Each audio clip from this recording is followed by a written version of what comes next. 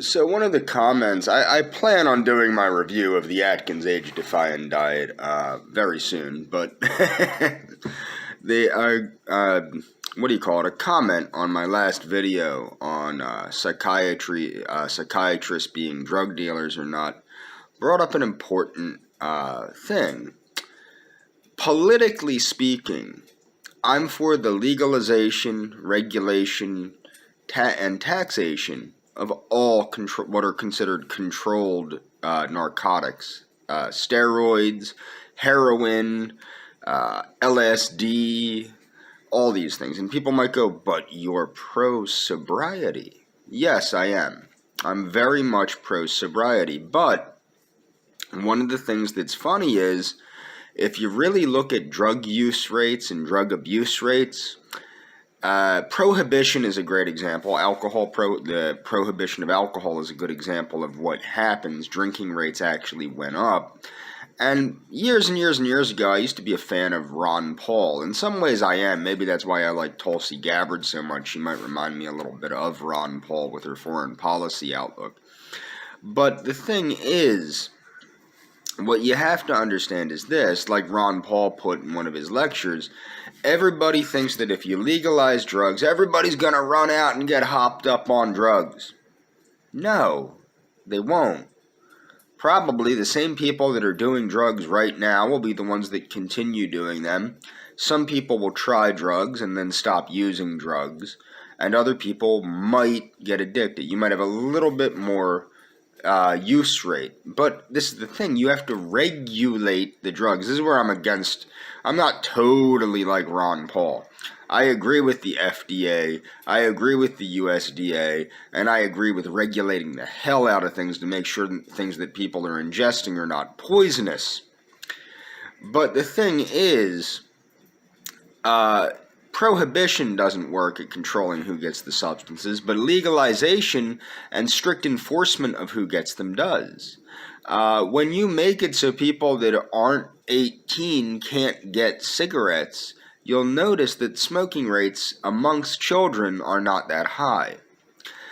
I personally don't think that people should have the right to tell adults what they put in their body. I think that people should seek to be as in tune with reality on reality's terms, and the best way to do that is to stay completely sober. But I don't think many people have, myself included, and I haven't in the past.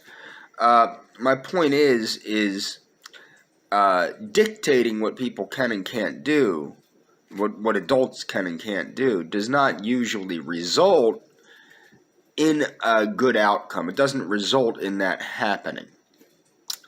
As far as psychedelics being used by psychiatrists, I stand by that. I think that's a really stupid idea. However, I am not against freedom of religion.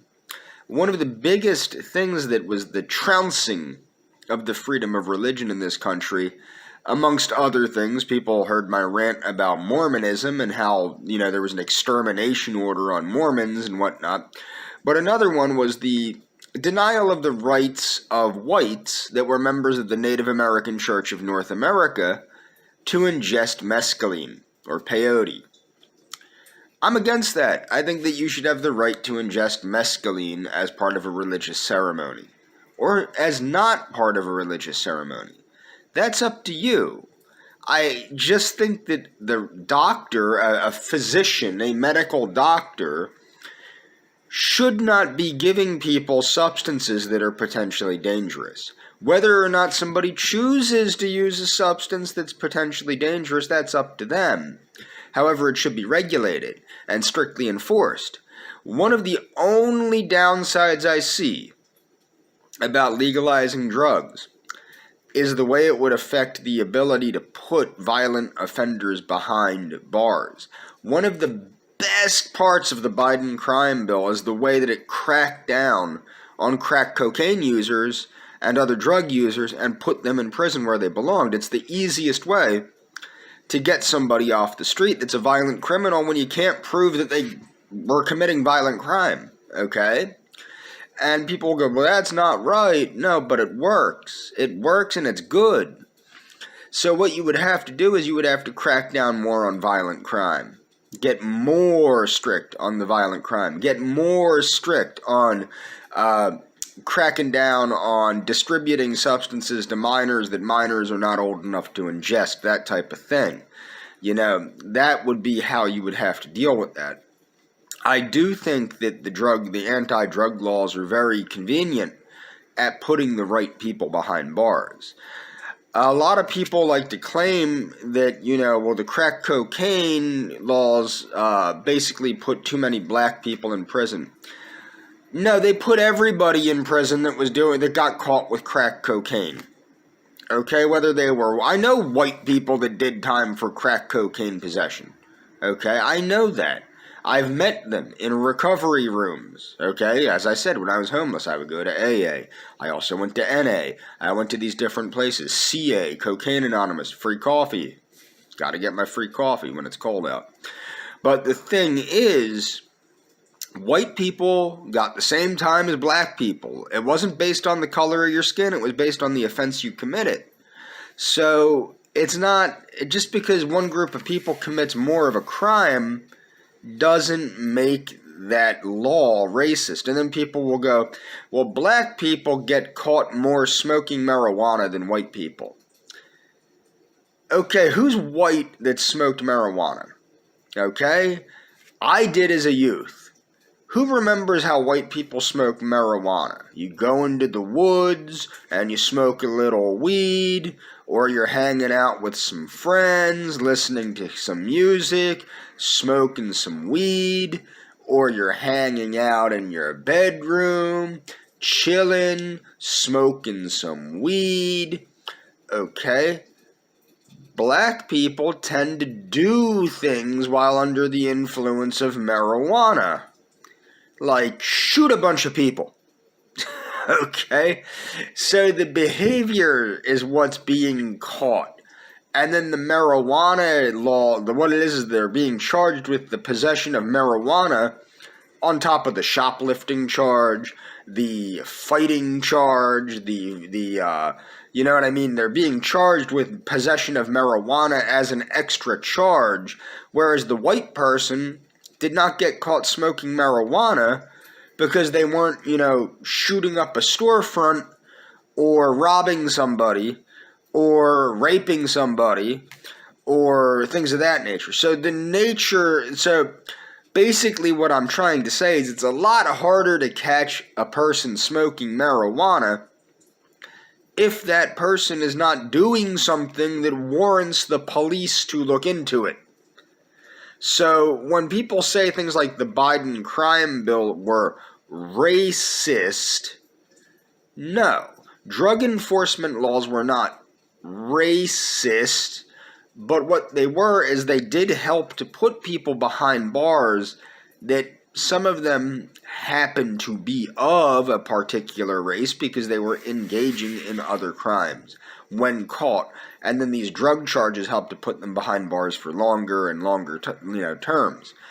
I find it interesting that Joe Biden allegedly fired all of his people that, you know, got caught with pot in their system when he was, like, you know, sucking up to the Reverend Jesse Jackson about, we were wrong about crack cocaine. We thought it was different, Reverend. And it wasn't, you know, whatever, dude. Like, this dude is so disappointing. This Joe Biden is so disappointing compared to the Joe Biden of the 90s. God damn, I miss the Joe Biden of the 90s.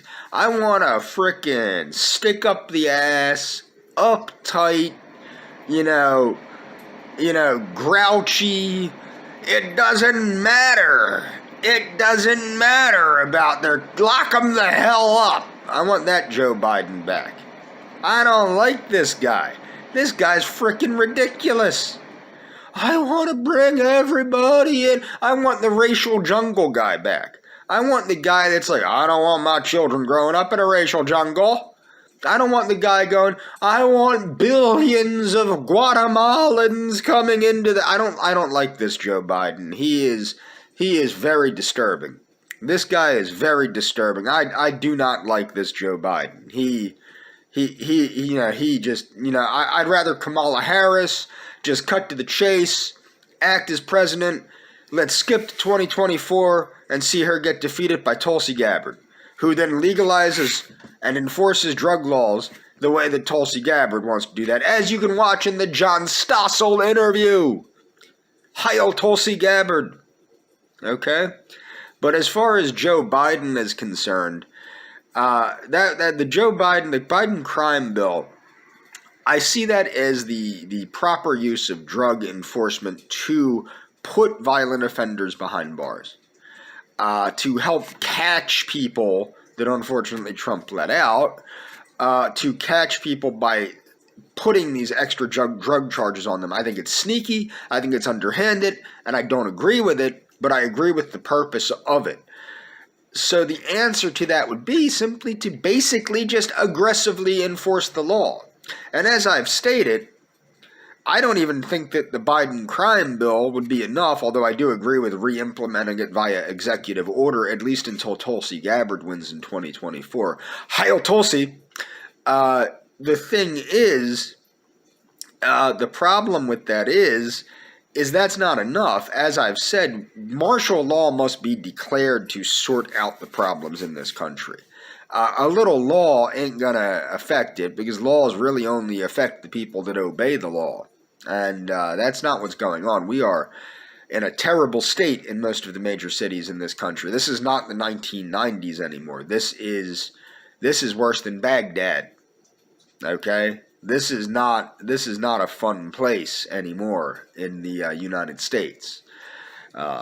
This is why I wanted to get the hell out of the United States. Unfortunately, the love of COVID has stopped me and kept me in my lovely country. Okay? But as far as I'm concerned with this political rant, I'm a little tired, which might be why I'm going off into outer space here. But as far as I'm concerned, all drugs should be legal, regulated, and taxed. They should be safe, they should be effective, and they should be taxed. And they should not be distributed to minors, up on the punishment of lengthy prison sentences and stiff fines. And that would be one way of enforcing drug laws. I don't know, maybe 21 would be the age you could do these drugs, with special exemptions for religious use. I do think things like mescaline should be exempted for religious use by members of the Native American Church of North America. I don't think that your race should determine what drugs you're allowed to do.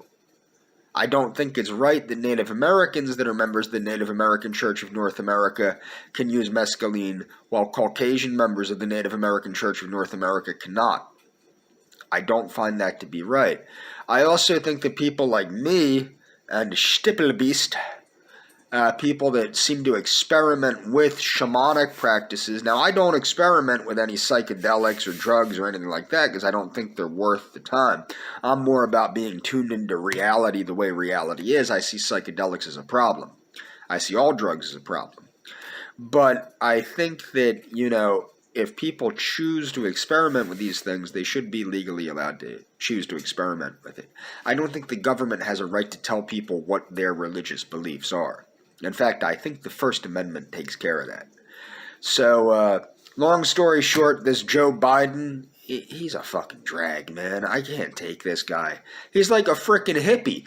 1990s Joe Biden was like a frickin' Nazi. And then we get this guy, peace, love, and Guatemalans. What the hell? What is going on? And that's all for this video.